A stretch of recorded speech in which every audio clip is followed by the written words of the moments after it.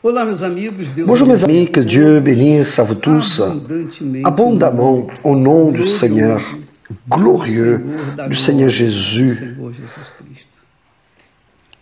et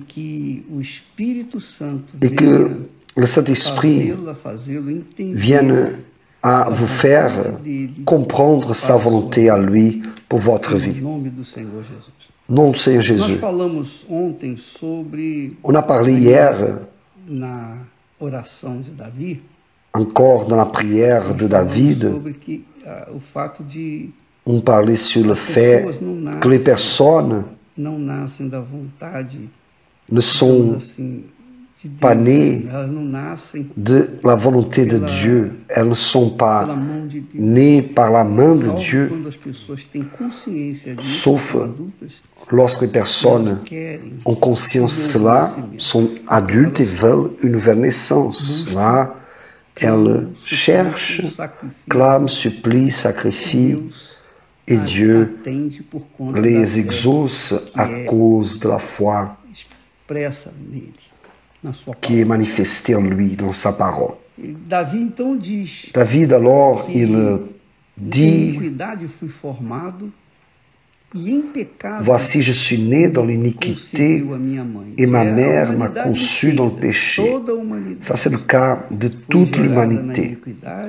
Toute l'humanité fut engendrée dans l'iniquité, dans le péché, fut conçue par sa mère. Et là, il parle: mais tu veux que la vérité soit au fond du cœur. Fais donc pénétrer la sagesse au-dedans de moi. Donc David, il savait que Dieu était la vérité, que Dieu est la vérité, la justice, que Dieu est amour, que Dieu il est miséricorde, que Dieu il est compassion, que Dieu est le suprême juge éternel.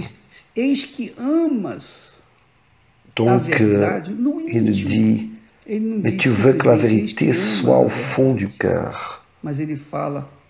Il n'a pas dit que tu veux la vérité, mais il a dit: tu veux la vérité au plus profond de l'être humain. Le Seigneur aime la vérité au fond du cœur, cette vérité sincère, véritable, sans maquillage, sans masque.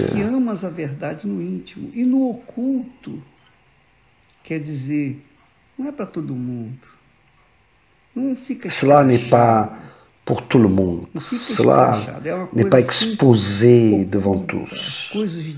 Les choses divines sont occultes à l'être humain d'une façon générale.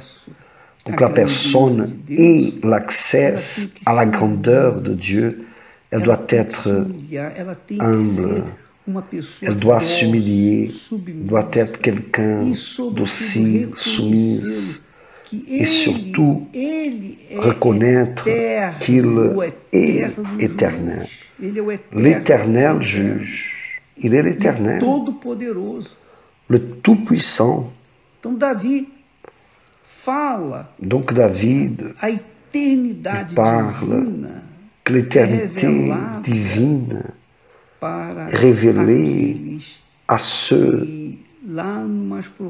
qui, au fond de son âme, désirent lui connaître.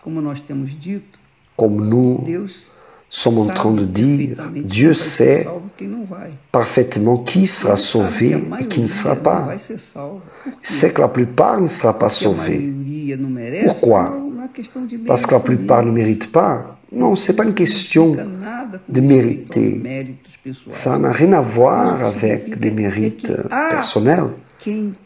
Mais il y en a ceux qui désirent une vie propre, juste, intègre, malgré le fait qu'ils vivent encore dans le désordre, dans le péché. Mais il y a des personnes qui disent « Ah, moi je ne veux plus de cette vie. Je ne veux plus de cette vie. » Moi j'ai déjà parlé du témoignage d'une jeune femme qui était une prostituée et que là, au lit d'un motel, l'homme usait son corps, mais l'âme de la jeune femme disait « C'est pas ça que j'ai choisi pour ma vie. Je ne sais pas quoi faire de ma vie. J'ai pas de travail, j'ai pas ceci, pas ça. Seule chose que je peux pour retirer le pain quotidien, c'est me prostituer. Mais c'est pas ça que j'ai choisi pour ma vie. C'est pas ça que moi je veux. Donc Dieu voit la sincérité, l'intention le plus profond de cette créature. Et alors, il ouvre la porte de l'opportunité pour qu'elle soit sauvée.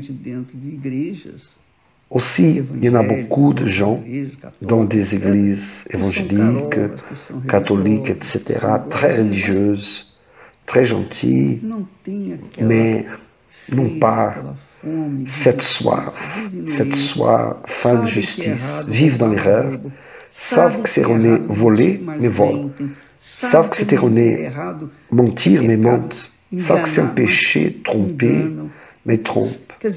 C'est-à-dire, ont connaissance de la parole de Dieu, mais aiment, insistent en vivre dans le péché. D'autre côté, il y a des gens qui ne connaissent pas la parole de Dieu, mais ils aspirent à vivre dans la justice. Donc, à ces personnes, Dieu, il se révèle en occulte. Et quand il se révèle, mais pas d'une façon aléatoire à tous, non. Il se révèle à ceux qui sont purs, qui ont une intention pure. Il ne veut pas dire qu'ils sont parfaits, saints, mais ils ont une intention de justice. Donc il dit, mais tu veux que la vérité soit au fond du cœur, fais donc pénétrer la sagesse au-dedans de moi. Donc Dieu révèle sa sagesse dans les profondeurs. Vous n'allez pas les retrouver dans les centres commerciaux, dans les foires. Non, vous allez retrouver quand vous désirez, vous cherchez. Beaucoup de gens qui font en ce moment le jeûne de Daniel, le jeûne du cœur, sont des gens qui cherchent, qui s'efforcent, qui n'ont pas réussi encore, mais elles sont un chemin. Elles sont en train de suivre dans le chemin pour rencontrer le Seigneur qui baptise le Saint-Esprit, le Seigneur Jésus. Donc il dit, purifie-moi avec l'hysope et je serai pur. Lave-moi et je serai plus blanc que la neige. Donc, David connaissait l'hysope. Il savait des obligations sacerdotales. Et l'hysope est une plante de l'Orient. E eles pegavam aquele chumaço de sopo daquela planta e les gens prenaient l'hysope de la plante et faisaient consacrer, faisaient aspersion avec l'eau, les objets du temple, pour consacrer chaque chose qu'il y avait au tabernacle et après au temple.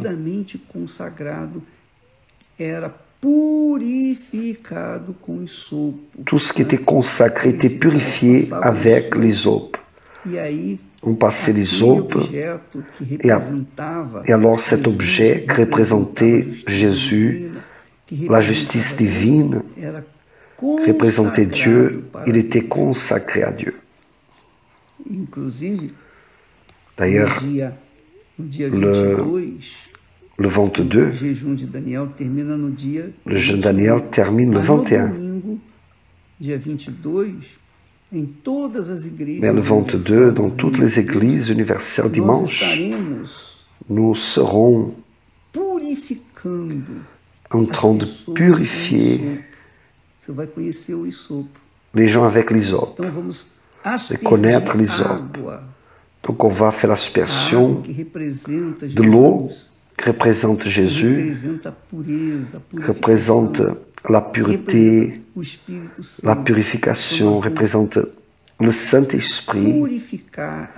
Donc on va purifier les gens avec l'hysope le 22,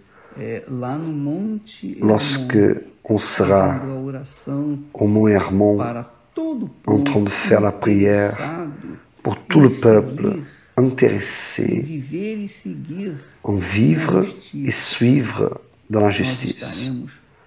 On sera en train d'aller au Mont Hermon s'il n'y a pas un imprévu quelconque à cause du coronavirus. On sera là-bas, au Mont Hermon, déterminant, priant, administrant cette purification avec les eaux. Donc David, il a dit, purifie-moi avec l'hysope. Ainsi comme les objets étaient purifiés, les objets étaient consacrés, que ce soit au tabernacle comme au temple de Salomon. Et je serai pur. Donc vous qui êtes en train de vous évaluer, vous êtes en train de vous examiner, vous êtes en train de réfléchir, si vous suivez ou pas la parole de Dieu, si vous laissez le péché ou pas, vous êtes en train de vous décider encore. Vous êtes dans cette conscience que je ne veux pas prendre une attitude irréfléchie, poussée par l'émotion, par un sentiment émotif. Non, je veux prendre une décision consciente, car lorsque je ferai cela, je vais prendre au sérieux et j'irai jusqu'au bout. Donc, on va faire cette consécration générale de tout le peuple de l'Église et aussi les personnes qui sont intéressées. Peut-être ne sont pas de l'Église universelle, mais sont intéressés à être purifiés dans le 22 août. La purification avec l'hysope. On utilisera l'hysope avec l'eau pour purifier les gens. Donc il dit, purifie-moi avec l'hysope et je serai pur. De la même façon comme les objets qui étaient consacrés, comme les serviteurs de Dieu étaient consacrés, de la même façon comme les sacrificateurs étaient consacrés, ils seraient purs, consacrés pour servir à Dieu. Lave-moi et je serai plus blanc que la neige. Et ce lavage spirituel est fait dans le sang du Seigneur Jésus. Le sang du Seigneur Jésus. Quand David parle de l'hysope, vous rappelez-vous, lorsque le peuple d'Israël, avant de quitter l'Égypte, le soir, ils ont tué un animal, on a réuni les familles juives, ils ont mangé l'animal, mais avant, ils ont utilisé le sang de l'animal pour passer autour des portes. Et lorsque l'ange de la mort est passé, il s'était tourné de cette porte, parce qu'avec le sang aspergé avec l'hysope fut utilisé pour mettre le sang dans les portes, représenter le sang de Jésus, le sacrifice de l'agneau de Dieu pour celui qui croit en lui, pour celui qui se livre à lui, pour celui qui prend au sérieux sa foi en lui, celui qui entend et obéit sa sainte parole. Donc cette purification, ce lavage, il se donne d'une façon strictement spirituelle. Mais en symbolisant le spirituel, on sera en train de faire la purification avec l'hysope et l'eau. Pas avec le sang, avec de l'eau. Ainsi comme David a prié et demandé. Et là, il dit encore, annonce-moi l'allégresse et la joie. C'est-à-dire, David était humilié, dans la honte. Il devait faire, en train de pleurer, quand il a fait cette prière, il devait pleurer avec un cœur oppressé, abattu, blessé, parce qu'il avait offensé son Père éternel, son Dieu. Donc il a dit, annonce-moi l'allégresse et la joie, car Dieu seul pouvait donner à lui l'allégresse et la joie. C'est ce qui arrive. Uniquement le Saint-Esprit peut apporter l'allégresse, la joie pour quelqu'un qui vit dans la tristesse. Personne d'autre. Donc, carnaval, fête, le manger, des richesses, les luxures de ce monde, promenade, rien ne peut rendre une personne heureuse, joyeuse, si ce n'est le Saint-Esprit. Donc, David demande alors, annonce-moi l'allégresse, la joie, et les os que tu as brisés se réjouiront.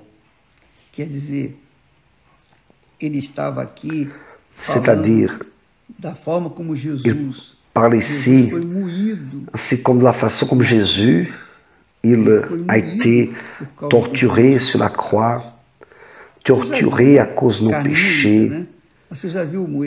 Vous avez déjà vu de la viande hachée, la viande rentre entière et elle sort hachée. Donc Jésus a été comme caché par nos péchés.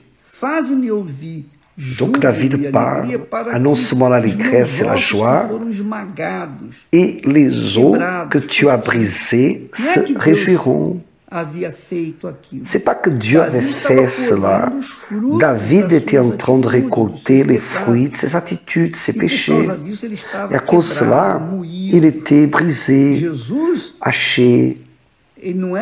Jésus n'était pas pécheur, n'a jamais été pécheur, mais il est devenu comme la malédiction. Il a concentré en soi, dans son corps, tout le péché de l'humanité pour qu'il l'apporte vers la mort, ce péché.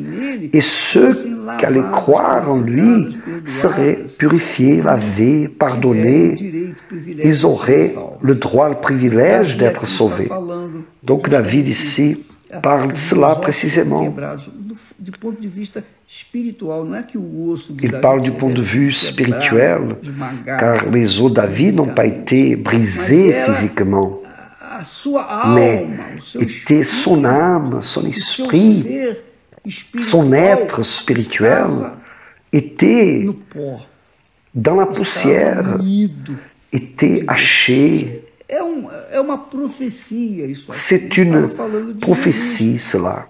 Il parle de Jésus. Au fond, cette prière prophétique, cette prière humble, cette prière de repentance, Jésus, il a gémi à cause de nos péchés. Vous rappelez-vous, lorsqu'il a prié 3 fois là-bas au jardin du Gethsémane, en disant, Père, passe de moi cette coupe. Jésus ne voulait pas prendre la coupe, mais que ne se fasse pas ma volonté, mais plutôt la tienne. C'est-à-dire Jésus s'est sacrifié avant même qu'il soit jugé, condamné, et qu'il soit torturé, crucifié sur la croix et mort. Il gémissait, parce qu'il allait être séparé du Père et du Saint-Esprit pour qu'il puisse devenir malédiction pour nous. Il a porté notre malédiction, nos péchés. Et c'est avec cette foi en lui que nous alors avons le droit, le privilège aussi d'être sauvés, pardonnés. Donc, mon ami, n'oubliez pas, tout péché que vous, moi, quelqu'un d'entre nous commette, d'abord on le commet contre Dieu. On le commet contre Dieu. Ce péché a été, il est la cause de Jésus avoir été sacrifié au calvaire.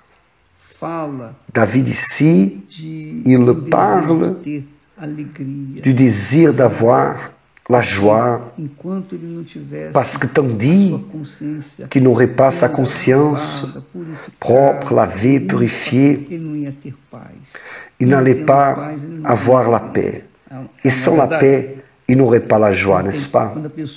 Lorsque la personne n'a pas la paix, c'est parce que son péché, c'est parce que son péché est là, dans sa conscience. Elle n'a pas la paix. Elle a des plaisirs charnels. Et toujours son âme veut plus de plaisir, plus de plaisir. C'est le cœur bandit. Le cœur n'est jamais satisfait avec rien. Veut toujours plus. C'est comme les yeux. Les yeux ne se fatiguent jamais de voir, n'est-ce pas vrai? Les yeux ne se fatiguent pas de voir. Ainsi c'est le cœur. Le cœur, il est indomptable. Il ne peut pas être rassasié. Le cœur est ainsi. Et lorsque la personne commet le péché, alors sa conscience, elle fait mal. Elle n'a pas de paix. Elle n'a pas de paix avec Dieu. Naturellement, elle n'aura pas de paix en soi-même. Donc, tandis qu'elle demeure dans le péché, elle va rester en conflit au-dedans de soi, des doutes, des peurs, etc. Avez-vous compris ce que je parle? Donc, voyez combien c'est important que vous déposez votre cœur, vos rêves, ce que vous aimez le plus dans la vie. Qu'est-ce que vous désirez le plus dans la vie? Mettez sur l'autel, mettez tout votre cœur sur l'autel. Faites en sorte que votre cœur soit soumis à la volonté de Dieu, à la parole, à la pensée du Saint-Esprit, pour qu'alors vous puissiez avoir la paix avec vous-même et surtout la paix avec Dieu. Okay? Demain, on continuera de parler sur cela. Vous avez déjà dû entendre des témoignages de gens qui disent: quand j'ai reçu le Saint-Esprit, c'est venu une joie si grande, une allégresse immense, ni lors de mon mariage, ni lors de la naissance de ma fille, de mon fils. Rien dans ce monde peut se comparer à cette expérience que j'ai eue de recevoir le Saint-Esprit. Parce que c'est une joie, plaisir inexplicable. Personne ne peut expliquer. Moi aussi, j'ai eu cette joie, cette allégresse. Et moi, j'ai cette joie et allégresse, toujours. On n'a pas de parole. Il n'y a pas de parole pour exprimer ce que Dieu fait au-dedans de nous. Ce que l'Esprit de Dieu, il le fait lorsqu'il rentre au-dedans de nous. La personne devient heureuse, véritablement. Ne dépend pas A, B ou C pour être heureuse. Elle ne dépend plus de mari, ni de femme, ni d'enfants, ni de parents, ni d'argent, ni de succès pour être heureuse. Non. Le bonheur est au-dedans d'elle. Elle devient quelqu'un d'heureuse. Pourquoi? Parce que l'esprit du bonheur, l'esprit de Dieu est au-dedans d'elle. Avez-vous compris, mon ami? Et cela est ce que fait la différence. Jésus a été l'offrande de Dieu, du Dieu Père, pour l'humanité. Mais l'humanité est rebelle et cruelle, comme dit le texte sacré. Jésus est venu pour ceux qui étaient à lui, mais les siens l'ont rejeté.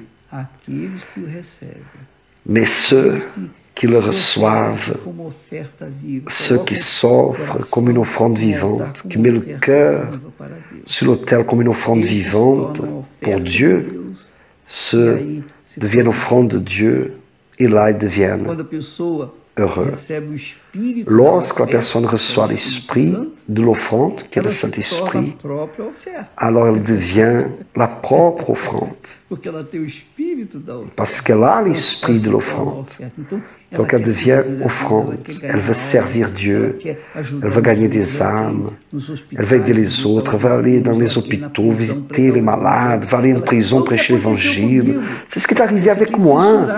Moi, j'étais désireux de transmettre à d'autres ce que moi j'avais expérimenté depuis mes 19 ans. Et vous voyez que ce sont déjà 57 ans que je porte cette même ambition, ce même propos, ce même désir d'amener aux gens ce que Dieu m'a donné. Cela pour moi est le plus important. Moi, je ne peux pas me garder cette joie, cette allégresse, l'esprit de l'offrande, le garder pour moi-même. Celui qui a l'esprit de l'offrande, qui est le Saint-Esprit, celui qui a l'esprit de l'offrande, qui est Jésus. Jésus a été l'offrande de Dieu pour nous. Donc, celui qui a l'esprit de Jésus, l'esprit de l'offrande, devient lui-même la propre offrande. Il devient la propre offrande.